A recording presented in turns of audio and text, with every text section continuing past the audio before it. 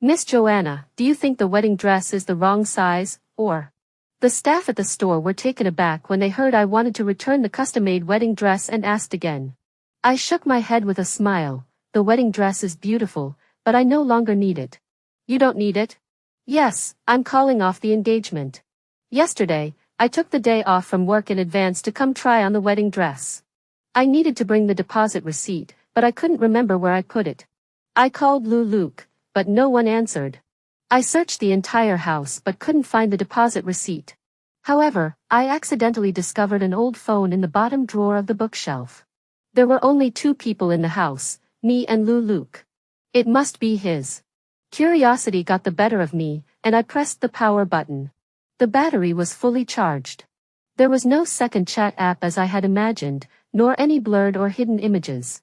There were only 2 self-recorded videos. The first one was from Luke when he was 18 years old, 10 years ago. He said, "Hi, 28-year-old Luke, hello. I'm your 18-year-old self. Have you gotten married yet? Is it with Sophia? Hey, I knew it was her. Tell her I'll always love her." The second one was recorded the day before. 28-year-old Luke, 18-year-old Luke, hello, I'm getting married, but the bride isn't her, though I'll always love her. Sophia. I've heard that name before. When Luke shared some fun stories from his student days with me, the name flashed by as a synonym for a top student. The staff were surprised and looked troubled. "Miss Joanna, we can't refund the deposit." I know. It took me 3 months to choose the wedding dress, but it only took 3 minutes to cancel it. Stepping out of the bridal shop, the sun was blazing outside. I turned and entered the nearby mall to escape the heat. In the mall's atrium, a new dessert shop had just opened. They were having a promotion, and a long line had formed in front of the small store. Luke was among them. He was tall and handsome, dressed in a suit and tie. It was hard not to notice him. A few anime-style girls behind him were taking photos of him with their phones. They were chatting excitedly. "Oh my God. He's so handsome. Who dares to ask for his phone number? You go." The situation around him made Luke furrow his brows. After being together for so many years, I knew him well. He didn't like being stared at like that. In the past, when we went shopping or eating together and people took photos and talked about him, he would turn away with a cold expression. But now, he was patiently staying put. This made me wonder if the dessert was really that good. Good enough to make Luke endure this? But I also remembered that he never liked these kinds of things. Every time I tried to share some sweets with him, he would frown and avoid me. "Stop it, I don't eat these." Finally, it was Luke's turn. He bought a strawberry-flavored ice cream cone. He wasn't eating it himself. Watching Luke walk in the opposite direction, I instinctively followed him. After walking a few steps, Luke stopped in front of a woman in a wheelchair. He handed her the ice cream cone. "Your favorite strawberry flavor." "Thank you." The woman smiled sweetly, took a bite, looked up with a satisfied expression, and said, "It's so sweet. Try some." In the moment when Luke bent down to take a bite of the ice cream cone, the woman's name was on the tip of my tongue. Sophia. She was the Sophia whom Luke had loved from the age of 18 to 28. It's sweet. Lou took a small bite where Sophia had eaten and responded. Hearing his answer, Sophia smiled contentedly. I smiled too, but it was a self-deprecating smile. So, Lou wasn't averse to sweets. He just didn't eat them with me. After exchanging a smile, Luke finally mustered the courage to say to Sophia, I'm getting married. Sophia looked as though she had suddenly tasted something bitter, her expression changing. But when she looked up at Lou she forced herself to control her emotions. Really? When? Next month, the 5th. After a moment's thought, Sophia said, "That's not long from now." After Luke responded, a brief silence fell between them. A few seconds later, Sophia bit her lip. What kind of person is she? I think the she Sophia was referring to was me. I instinctively tried to guess how Luke would introduce me. Would he start with my name? Or my profession? But neither was it. Luke paused for a moment. She's pretty ordinary. At 10 o'clock in the evening, Luke returned. He was holding a bouquet of blue hydrangeas. He bumped into me as I came out of the bedroom to get a drink. Luke naturally handed the flowers to me and then proceeded to explain why he had come back late. There's been an issue with the project in Eastvale recently. I wasn't in the mood to listen to him. My gaze kept drifting between the flowers in my hands and the wilting bouquet on the dining table. They were all hydrangeas. Luke and I met at an alumni reunion.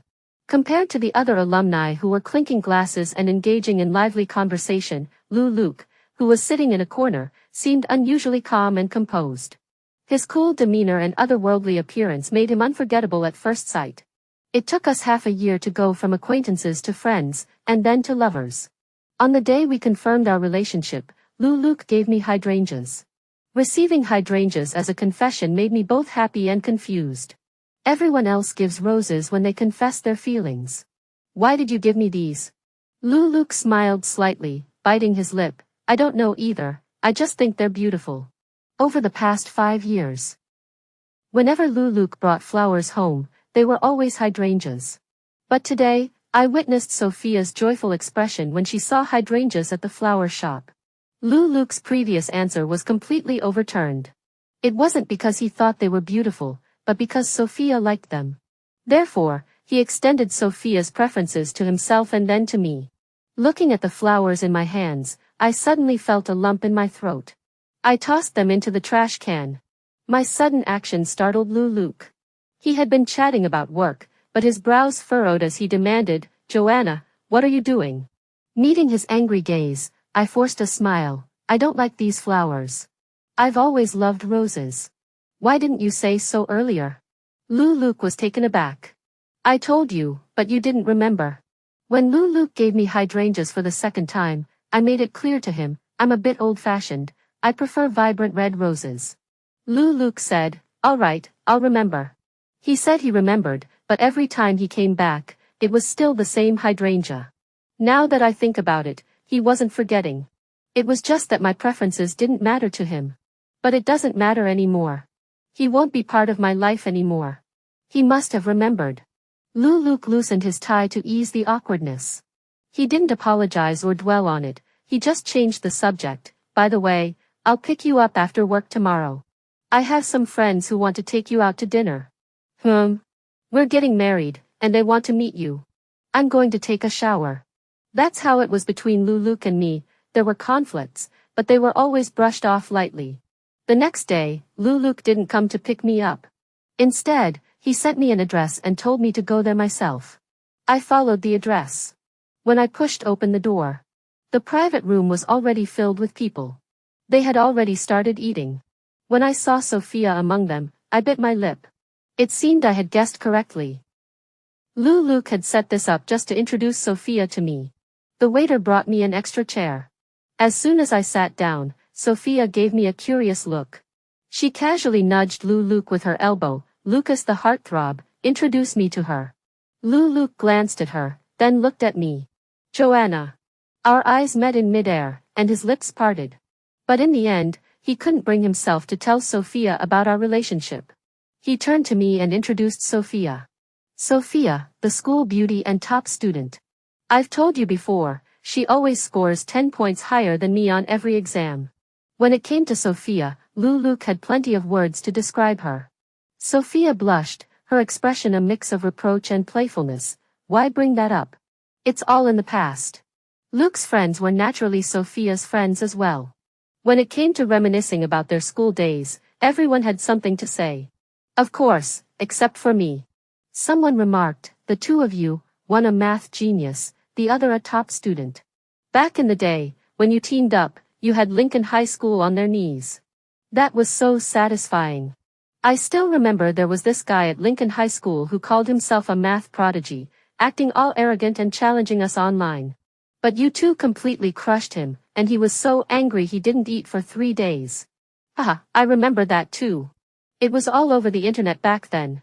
After a burst of laughter, someone sighed, "Xingia, Lugu, you two are so smart. Your kids must be geniuses." The playful and lively atmosphere suddenly turned cold because of that remark.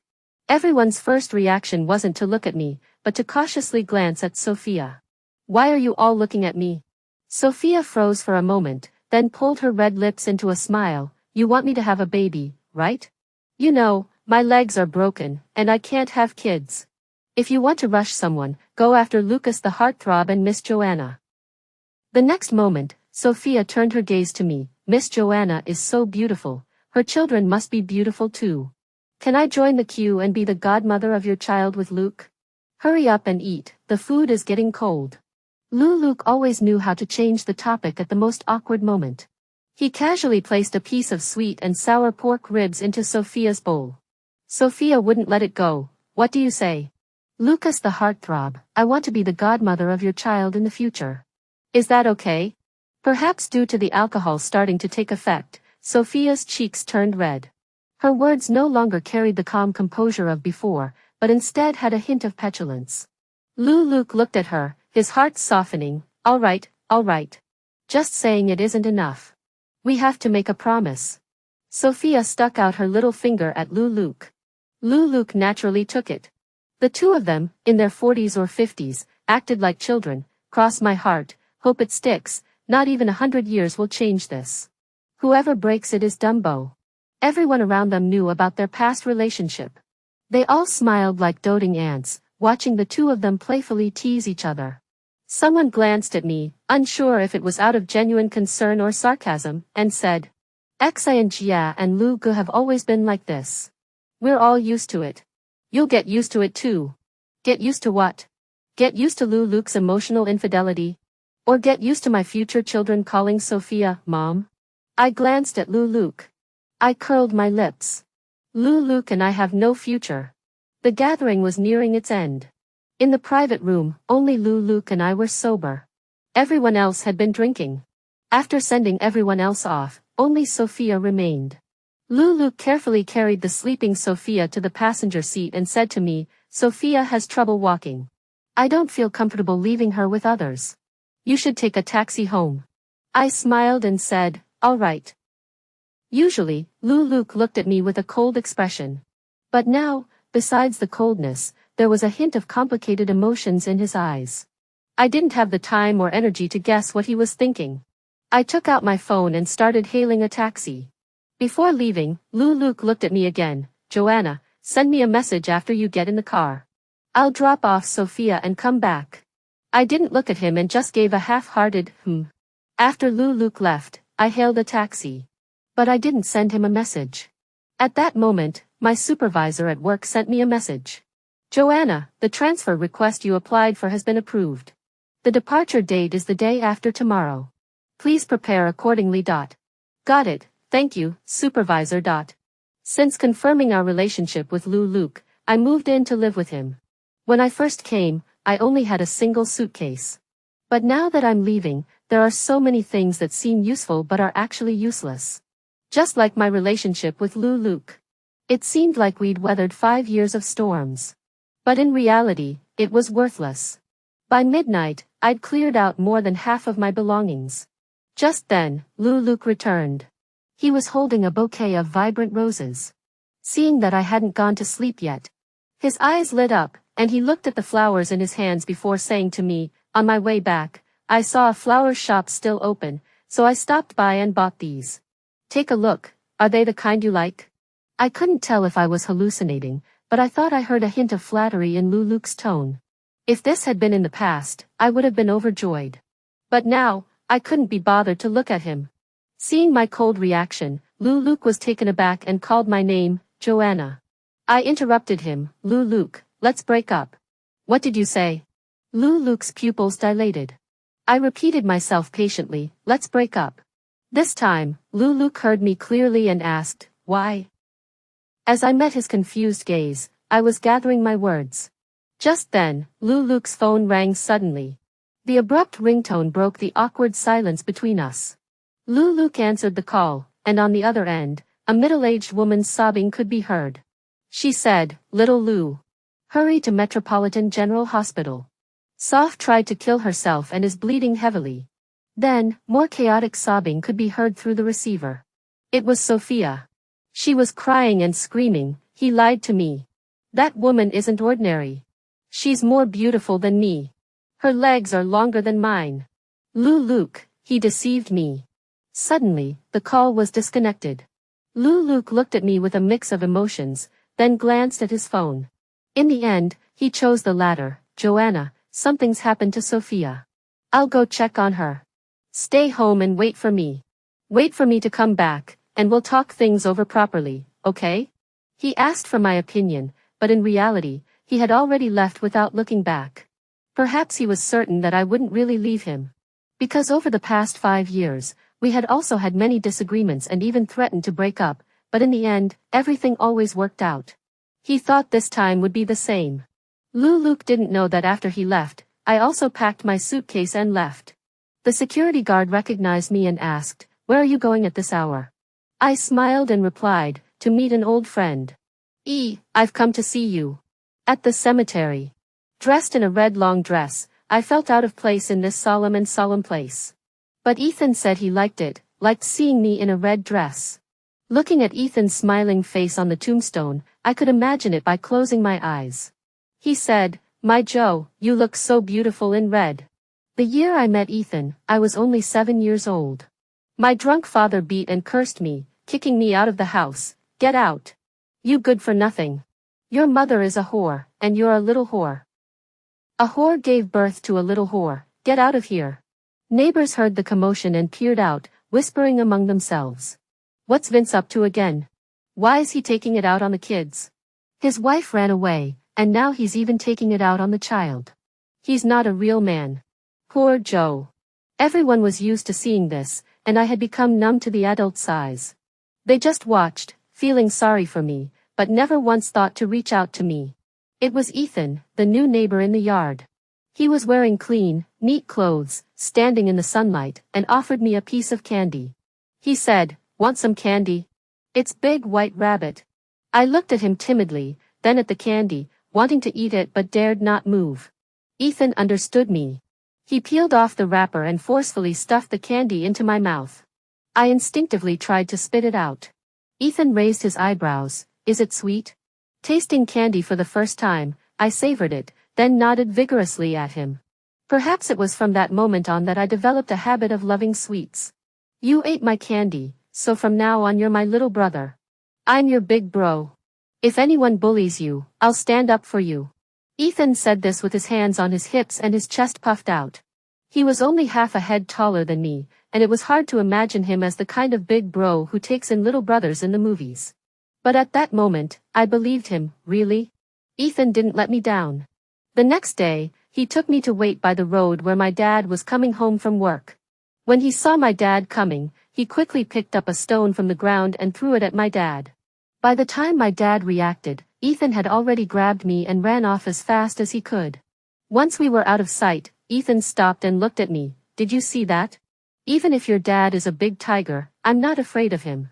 In that instant, Ethan was like a beam of light from the heavens, redeeming me. I began to have hope for the future. Hope for a future with Ethan. But that beam of light was extinguished at the age of 17, when he sacrificed his life to protect me. My father once again gambled away everything we had, and to pay off the debt, he drugged me and forced me to marry the special needs son of a contractor. When I woke up, I was already hundreds of miles away. I cried out to heaven, but no one answered. Just when I wanted to end my life, Ethan came and saved me. This time, he saved me with his life. In a pool of blood, he struggled to say, "Joe, don't cry." At that moment, I bit my lip tightly to stop the tears from falling. You saw that I didn't cry this time." At that moment, a gentle breeze blew, lifting the strands of hair on my forehead. I thought it must be Ethan's kiss carried by the wind, praising me. "Good job." Taking a deep breath, I said, I have to go now. I'm leaving to work and live elsewhere." The wind grew stronger. I thought it must be my responding to me. "Go, my Joe. I'll always be here." Before I knew it, the day of my departure had arrived.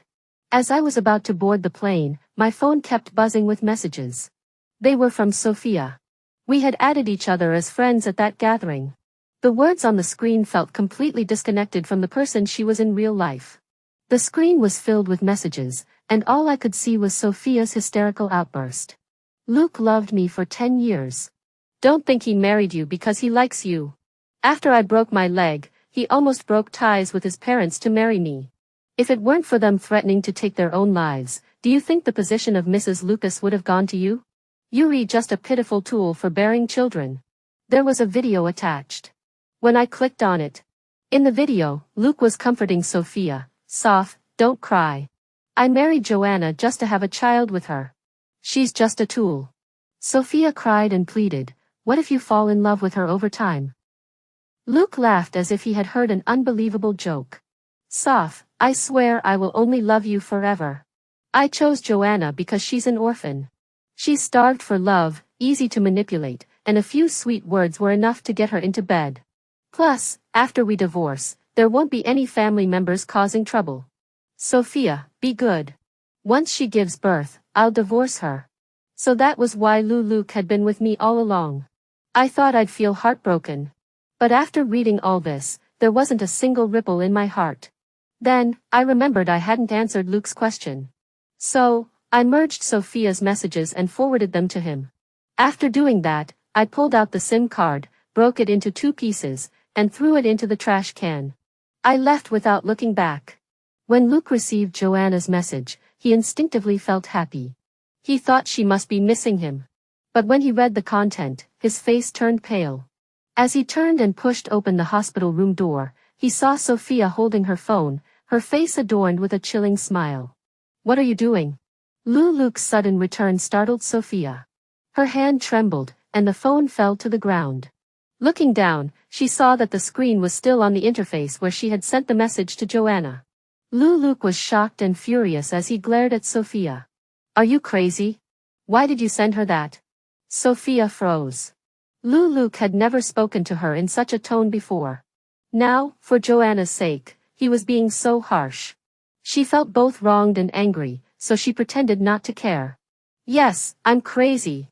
I just can't stand seeing her by your side. Besides, you were never with her out of love. You just wanted to give me a child, that was always our plan. Luke, I regret it. I don't want you to marry her. I hate her.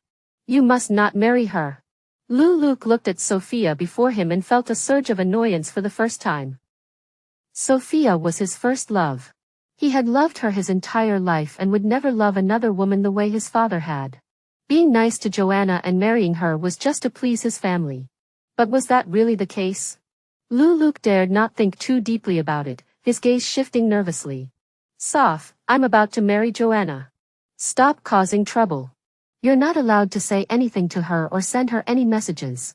Sophia froze upon hearing this, pointing at herself in disbelief and asking, "You're calling me a troublemaker? I just don't want to see you with her. What did I do wrong?" She suddenly grabbed the fruit knife on the table and aimed it at her own throat.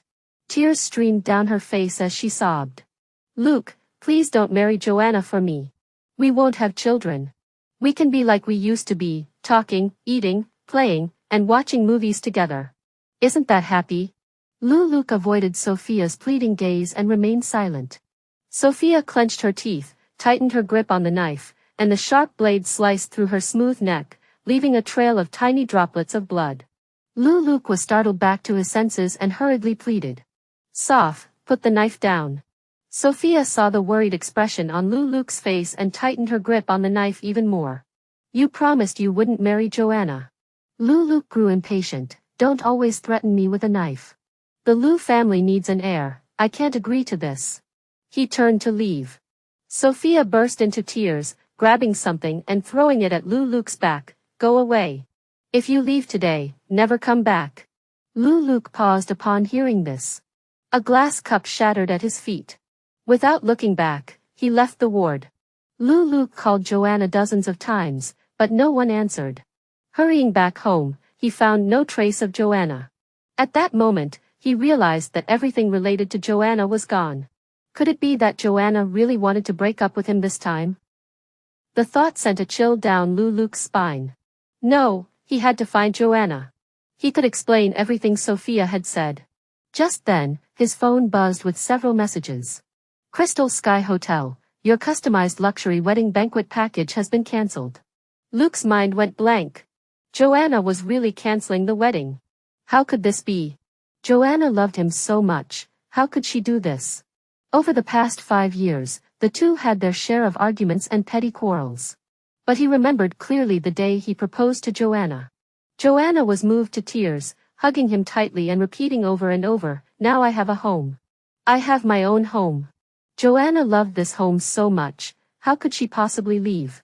Luke refused to believe it. Luke immediately contacted everyone he knew who was connected to Joanna.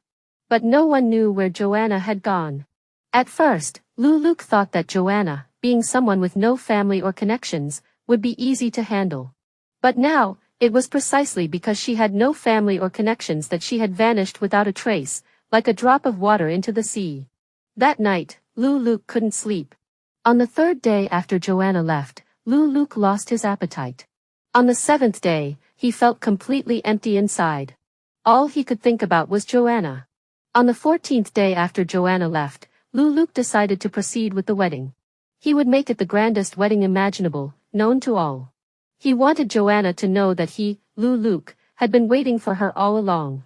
On Sophia's side, after arguing with Luke, she had been waiting for Luke to comfort her, but as she waited, something felt off.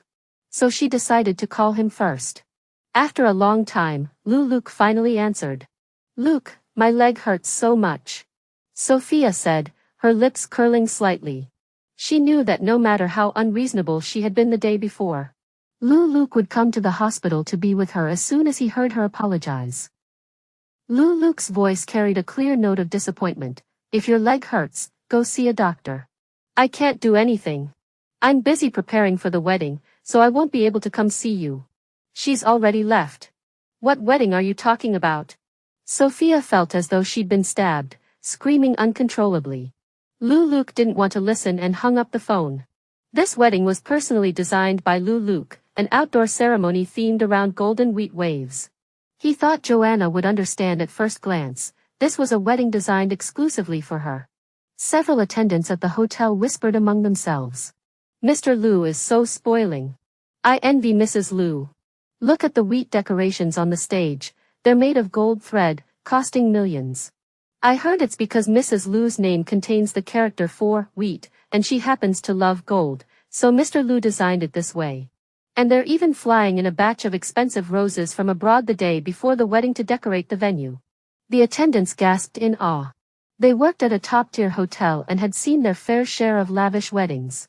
But one this meticulously planned was a first. Luke walked by and overheard the chatter, his heart filled with joy. He thought to himself, "Joe, you'll forgive me when you see all this. And it's not just this, you deserve the very best." The wedding venue was finally set up. Luke rushed to the auction in City A to buy a rare yellow diamond ring for Joanna. Holding the heavy ring, Luke felt a little more at ease.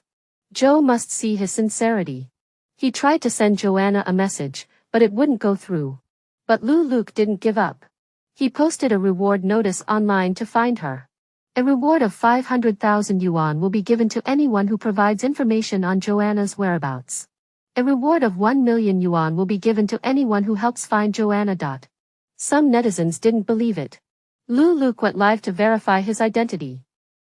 Overnight, it became a trending topic online. Lu Zong's lavish search for his wife hashtag. The wife-obsessed Luke hashtag. The story of Luke and Joanna's 5-year romance was also widely discussed by netizens. Sophia saw the heated discussions online. She was so angry that she rushed to Luke's company. Since everyone in the company knew Sophia, they respectfully escorted her to Luke's office.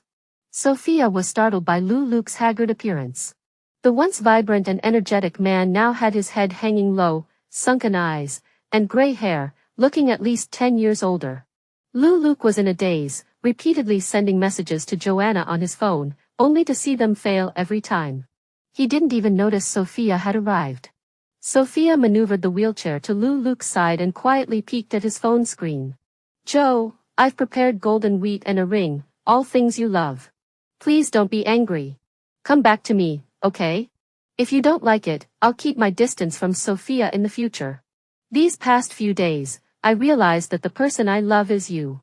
My feelings for Sophia are pity and guilt. I stopped loving her long ago.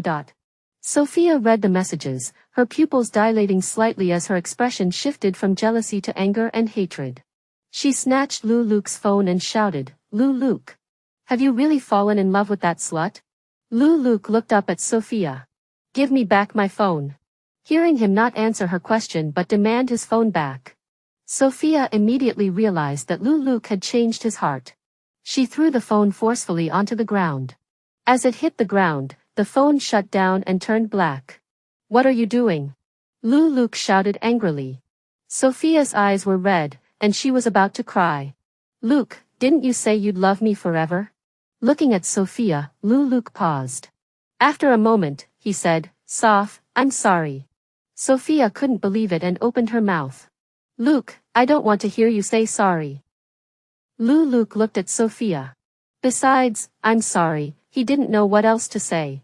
Sophia grabbed his sleeve. "Luke, have you forgotten how happy and joyful we were when we were together? You even told me that you'd take me to Iceland to chase whales and see the northern lights. Have you forgotten all of that?" Lu Luke replied bitterly, "I haven't forgotten. I knew you wouldn't forget." Sophia finally smiled. "Then let's go now, okay?" Seeing Sophia's eager expression, Luke hesitated for a moment. "Mr. Lu," someone reported seeing Mrs. Lu in Country Inn. At that moment, the door suddenly opened, and the assistant rushed in to report. "Is that true? Book a flight immediately." Luke responded hurriedly. "Luke, are you really going to find her?" Seeing the joy on Lu Luke's face, Sophia felt a sharp pang of jealousy. "I won't let you go." "Soph, don't be silly. Everyone knows about my wedding with Joanna. If she doesn't show up on the wedding day, I'll be the laughingstock of everyone." After hearing Lu Luke's explanation, Sophia didn't give in. Instead, she slowly reached for the knife hidden under the wheelchair. She asked calmly, "Do you really love her?" Lu Luke's silence was an admission. Sophia smiled, then burst into tears. "Luke, do you know how much I love you? I lost my legs for you, but I've never regretted it." Back then, during the avalanche, if she hadn't gone back to find Lu Luke, her legs wouldn't have been broken. Lu Luke's promise from back then still echoed in her ears. He had said, "Soph, this lifetime, I'd rather die than leave you." Whether it was because Sophia was crying or because the past was being brought up again, Lu Luke was moved. He bent down and wiped away Sophia's tears. Just as Lu Luke's hand touched Sophia's eyelid, Sophia stabbed the knife she was holding in her hand toward him without hesitation. Lu Luke collapsed to his knees in agony, staring at Sophia in disbelief. Sophia kissed his forehead and said, "You said you'd never leave me, even if you died.